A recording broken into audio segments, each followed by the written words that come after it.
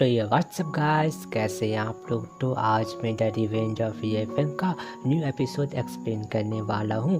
तो चलिए वीडियो को शुरू करते हैं बिना कोई टाइम वेस्ट किए हुए। तो हमारा एपिसोड शुरू होता है, लेकिन हाँ उससे पहले इसके पहले का एपिसोड में हुआ यह था कि जो ईएफएम था वो वहाँ पर सियाव लिंग के ग्रैंडफादर को बचाने के लिए आ चुका था। तो हमारा एपिसोड शुरू होता है जहाँ पर हम देख रहे थे कि जो सियाव लिंग का भाई यानी कि सियाव लू था वो वहाँ पर चुपते छुपाते हुए वहाँ पर ईएफएम के रूम के पास आ गया था। और फिर वो वही डेमोनिक पिल बाहर निकालता है जो कि एक डेमन ने इसके फादर को दिया था। तो हम देखते हैं कि वो सोच रहा था कि उसके फादर ने कहा था कि जो कोई भी इस पिल को हल्का सा सूंघ लेता है वो अच्छा खासा समय के लिए अपना होश खो देता है। तो हम देखते हैं कि जो सियाव लू था वो एक इंस्ट्रूमेंट की मदद से उस पिल को जो है उस ईएफएम के रूम में फैला देता है गैस के रूप में।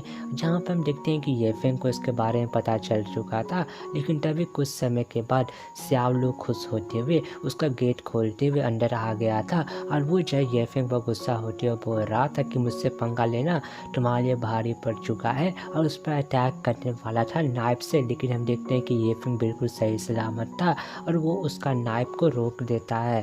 तो देखकर सियाव लू हैरान होते हुए बोल रहा था कि क्या तुम यहाँ पर प्रिटेंड कर रहे थे घायल होने का। और फिर तभी ईएफएम उसका जबड़ा पकड़ते हुए बोल रहा था कि तुम यहाँ पर मुझे मारने के लिए आए हो और मैं यहाँ पर कुछ भी कर सकता हूँ जो मेरा मन करे। और वो जो वहाँ पर जितना भी पॉइजन उस एयर में मौजूद था उस सब को वहाँ पर गैदर कर लेता है और उसमें जो है और उसको जो है उस सियाव लू के मुंह के अंदर डाल देता है और बोल रहा था कि यार तुम जो है अपना पॉइजन को टेस्ट करो, लेकिन हाँ इसमें मैंने कुछ एक्स्ट्रा मिलावट किया है अपने तरफ से।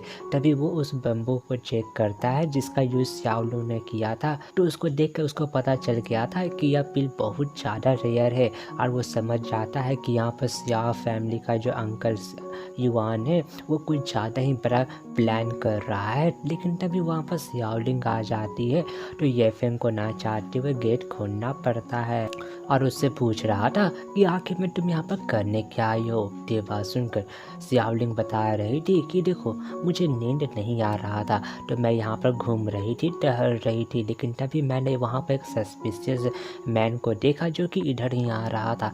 लेकिन अफसोस मेरा कल्टीवेशन लो था जिसके कारण मैं उसको पकड़ नहीं पाई और उसका पीछा करते हुए मुझे तुम्हारा चिंता हुआ तो मैं यहाँ पर आ चुकी हूँ। तो ये बात सुनकर ईएफएम उसको अंदर लेता है और उसको जो है वहाँ पर सियाव लू को दिखाते हुए बोल रहा था कि हाँ वो बंदा यही था। लेकिन तभी सियाव लिंग उसका नाम पुकारने वाली थी जोर से, लेकिन ईएफएम उसका मुंह बंद करता है और बोल रहा था कि चिंता ना करो, कल मैं तुम्हें एक बहुत ज़्यादा बेहतरीन नाटक दिखाने वाला हूँ, शो दिखाने वाला हूँ। और फिर तभी हमारा सीन चेंज होता है और हमें सुबह का सीन दिखाया जाता है जहाँ पर जो युवान था वो वहाँ पर मीटिंग को हेल्ड करते हुए सबको पूछ रहा था कि मैं यहाँ पर आप लोग को इसलिए बुलाया हूँ क्योंकि यहाँ पर मैं जो है यह बात करना चाहता हूँ कि जो ईएफएम है यानी कि गॉड ऑफ रिलीजन उसको क्या हमारे ग्रैंड मास्टर को ट्रीट करने का मौका देना चाहिए। ये बात सुनकर जो सियाव लिंग थी वो सामने आते हुए बोल रही थी कि हाँ बिल्कुल, क्योंकि मैंने अपने आँखों से उसके पावर को देखा है, वो बहुत ज़्यादा बड़ा टैलेंटेड बन रहा है। तो ये बात सुनकर जो थर्ड एल्डर था सियाव फैमिली का सियाव कुई वो बोल रहा था कि अगर ऐसी बात है तो हम लोग को देना चाहिए उसको मौका। युवान बोल रहा था तुम क्या पागल हो चुके हो कि कैसे हम लोग अपने मास्टर का जान को खतरे में डाल सकते हैं। तो ये बात सुनकर फोर्थ एल्डर बोल रहा था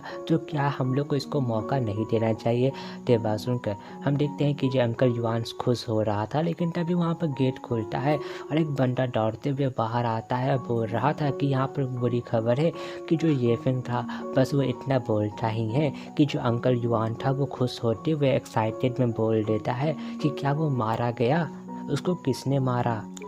तो जो सियाव लिंग थी वो उसको पूछ रही थी कि आखिर में आपको कैसे पता कि जो ईएफएम है वो मारा गया, उसको किसी ने मार दिया। तो ये बात सुनकर तभी वह सर्वेंट बोल रहा था कि नहीं ईएफएम को कुछ नहीं हुआ बल्कि उसने जो है यंग मास्टर लू को मार दिया है। तो ये बात सुनकर सब हैरान थे और फिर तभी जो अंकल युवान था वो अपने बेटे के बॉडी के पास आता है और बोल रहा था कि आखिर में ये क्या हो गया। और फिर वो ईएफएम का नाम जोर जोर से पुकारने लगता है। तो तभी ईएफएम उसके पीछे आते हुए बोल रहा था कि क्या तुम अभी प्रिटेंड कर रहे हो कि आखिर में तुम्हारा हिम्मत कैसे हुआ, तुमने अपने बेटे को मेरे पास मरने के लिए भेजा तो मैंने तुम्हारा विश को फुलफिल कर दिया।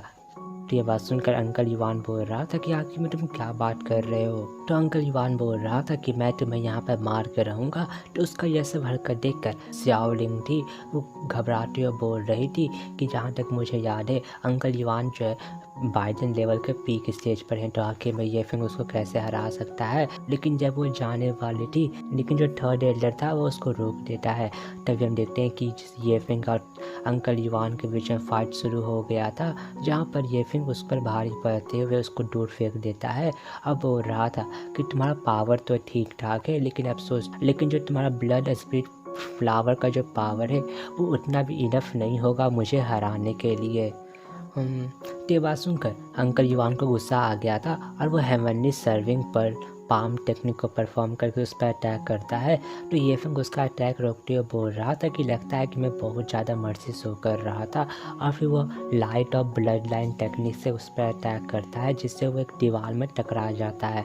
तभी वहाँ पर वो गुस्सा होते हुए बोल रहा था कि आखिर में तुम 8th level of Biden stage पर हो, तो तुम मेरे हेवन सर्विंग पाम टेक्निक को कैसे रोक सकते हो। तो ये फिंग बोल रहा था कि इस वर्ल्ड में कुछ भी मुमकिन है, तुम आखिर में इस वर्ल्ड को जानते ही क्या हो। और उस पर अटैक करने लगता है और बहुत ज़्यादा उसको मारने लगता है अपना पंच का यूज़ करके, जहाँ पर फाइनल अटैक करके उसको अपने बेटे के पास फेंक देता है। तो तभी वो चाहे वहाँ पर स्वान पैसेज टेक्निक का यूज़ करके उस पर अटैक करता है।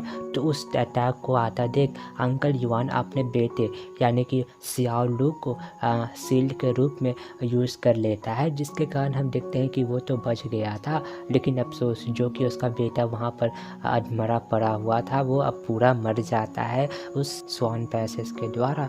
और फिर तभी अपने बेटे को वहाँ पर मरता देख अंकल युवान को बहुत ज़्यादा गुस्सा आ रहा था, उसको समझ में नहीं आ रहा था। तभी ये फिंग उसको बता रहा था कि जो तुमने मुझे पॉइजन दिया था जिससे जो है कोई भी बंदा वहाँ पर अनकॉन्शियस हो सकता है, तो मैंने उसमें बस हल्का सा कुछ ऐड किया अपने तरफ से, जिसके कारण वो बंदा जो है वहाँ पर सब चीज़ को देख तो सकता है, लेकिन वो ज़रा सा हिल भी नहीं सकता है। और बोल रहा था कि अफसोस, मुझे लगाना था कि तुम ऐसा हरकत करोगे और तुम अपने बेटे का मौत के कारण खुद बनोगे, क्योंकि मैंने तुम्हारे बेटे को मारा नहीं था, मैंने उसको जिंदा छोड़ दिया था। तभी हम देखते हैं कि सियाओलू वहाँ पर पूरा तरीके से मारा जाता है और वो अंकल युवान को कुछ कहना चाह रहा था।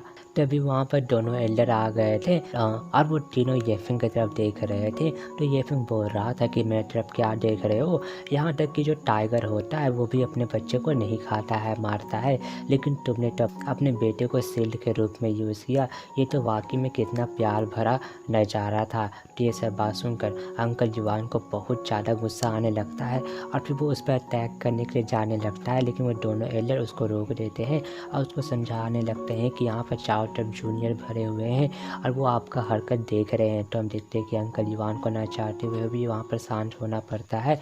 अब बोल रहा था कि तुम सोचना भी मत कि ये यहाँ पर ख़त्म हो चुका है। तो ये फिल्म बोल रहा था कि हाँ मैं भी देखना चाहता हूँ। तभी उन लोग वहाँ से जाते हैं और वैसे ही सियाओलिंग ये फिल्म के पास आती है।